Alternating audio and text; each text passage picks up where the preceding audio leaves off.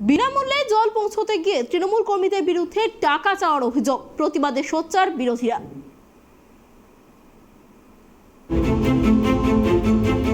বাড়ি বাড়ি বিনামূল্যে জল পৌঁছতে গ্রাহকদের কাছ থেকে টাকা চাওয়ার অভিযোগ। তৃণমূল কর্মীর বিরুদ্ধে এবার প্রতিবাদী বিজেপি কাউন্সিলর। তৃণমূলের অভিযোগ, রাতের অন্ধকারে মহিলাদের ভুল বুঝিয়ে মিথ্যে অভিযোগ করানো হচ্ছে। প্রখর রোদে জীবকুলের প্রাণ ওষ্ঠাগত। তবে লোকসভা নির্বাচনকে কেন্দ্র করে রাজনৈতিক উষ্ণতার পারদ কোনো অংশে কম নয়। বাড়ি বাড়ি বিনামূল্যে পানীয় জলের জন্য ইতিমধ্যেই কেন্দ্রীয় এবং রাজ্য দুই সরকারই তৎপর। তবে সেক্ষেত্রে স্থানীয় পুরসভা পঞ্চায়েত সে দায়িত্ব সামলাচ্ছে নিষ্ঠা ভরে।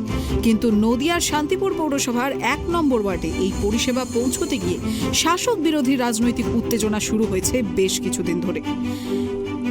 সেখানকার বেশ কিছু স্থানীয় মহিলাদের বক্তব্য, এলাকার অভিদাস এবং নীলরতন সরকার নামে দুই তৃণমূল কর্মী তাদের কাছ থেকে 3 থেকে 5 হাজার টাকা চেয়েছে বিনামূল্যে জল পরিষেবা পাইয়ে দেওয়ার জন্য। এবং এ বিষয়ে কাউন্সিলর মহানন্দ বিশ্বাসকে গতকাল রাতে তারা ডেকে জানতে চায়। এ প্রসঙ্গে মহানন্দবাবু বলেন, যেই টাকা তুলুক তার দৃষ্টান্তমূলক শাস্তি হবে এবং কাউকে একটিও পয়সা দিতে হবে না।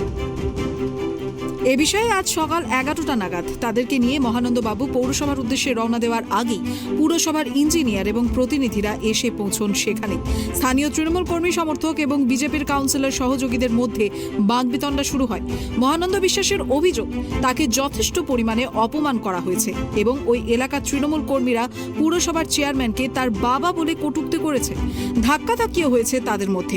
এদিকে আবার এ বিষয়ে পুরসভায় চেয়ারম্যান সুব্রত ঘোষের কাছে অভিযোগ করতে যেতে মহিলাদের বাধা দেওয়া হয়েছে। তবে প্রাক্তন তৃণমূল কাউন্সিলর প্রসঙ্গে একাধিক সরকারি ঘর দেওয়ার নামে দুর্নীতির অভিযোগ তুলেছেন তিনি।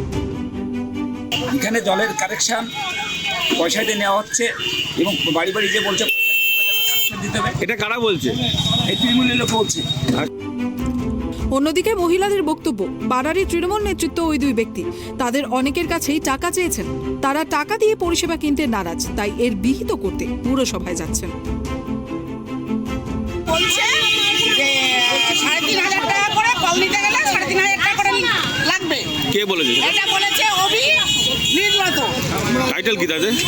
অভি দাস আর নীলরতন সরকার। আচ্ছা, হ্যাঁ, এটা কি কোনো রাজনৈতিক দলের সঙ্গে যুক্ত এরা? ওরা টিম ছিল। আচ্ছা, টিম ছিল। তো কি কি কত টাকা চেয়েছিল? 3,500 টাকা। আচ্ছা, তারপরে হচ্ছে লেবার খরচা। হ্যাঁ, 1,500 টাকা। তাই এরকম কোনো নিয়ম আছে? টাকা লাগে? সেটাই আমরা প্রতিবাদ করেছি। দেখে আমাদের তেড়ে মারতে আসছে। আমাদের এখানে জলের কাজ চলছে। এখানে জলের কাজ চলছে যেহেতু সব জায়গায় মোটা পাইপের লাইনে জল কাজ চলছে। আমাদের এখানে সরু লাইনের কাজ হচ্ছে। তার জন্য আমরা কাউন্সিলরকে ডেকে তার কাছে আবেদন করেছি যে আমরা এই সরু লাইনের পাইপে জল নেব না, আমাদের এখানে মোটা পাইপের জল হতে হবে। সামনে মেম্বারকে মারছে, চলো আবেদন করতে গেলে 100 টাকা দিতে হবে, সবাই পয়সা দিতে হবে। আজ সকালে বিজেপি কাউন্সিলর ঘটনাস্থলে এসে পৌঁছলে তার বাবা তৃণমূলের চেয়ারম্যান বলে কটূক্তি এবং ধাক্কাধাক্কির অভিযোগ তৃণমূল কর্মীদের বিরুদ্ধে তোলেন। পাল্টা অভিযোগ অস্বীকার করল তৃণমূল। আমরা টাকার পয়সা করে উল্লেখ করিনি, আমরা দীর্ঘদিন তৃণমূল করি। ওটা বিজেপির লোক 1 নম্বর ওয়ার্ডের, ও বিভ্রান্ত করছে। আমরা বলেছি 30 ফুট যেটা পৌরসভার থেকে দেওয়ার কথা সেটা দিচ্ছে তারা, তার উত্তর নিতে গেলে পয়সা দিয়ে নিতে হবে। আমরা কোনো পয়সাও নিইনি, হাতও ধরিনি, মুখের কথাই আমরা বলেছি। যদিও অভিদাস এবং নীলরতন সরকার নামে ওই দুই ব্যক্তি অভিযোগ সম্পূর্ণরূপে অস্বীকার করে বলেন, রামকৃষ্ণ কলোনি বরাবরই তৃণমূল কংগ্রেসের শক্ত ঘাঁটি। বিজেপি কাউন্সিলর মহিলাদের ফুঁসলিয়ে মিথ্যে অভিযোগ করাচ্ছে তৃণমূলকে কালিমালিপ্ত করার জন্য। কারণ সকলেরই জানা, পুরসভার কাজের বিষয়ে বিজেপি কাউন্সিলরের সাথে আলোচনা করেই তৃণমূলের চেয়ারম্যান যা কিছু নির্দেশ দেন। এক্ষেত্রে এই ঘুষ প্রসঙ্গ সম্পূর্ণ ভিত্তিহীন। নদিয়া থেকে মলয়দের রিপোর্ট, ট্রাইব টিভি বাংলা।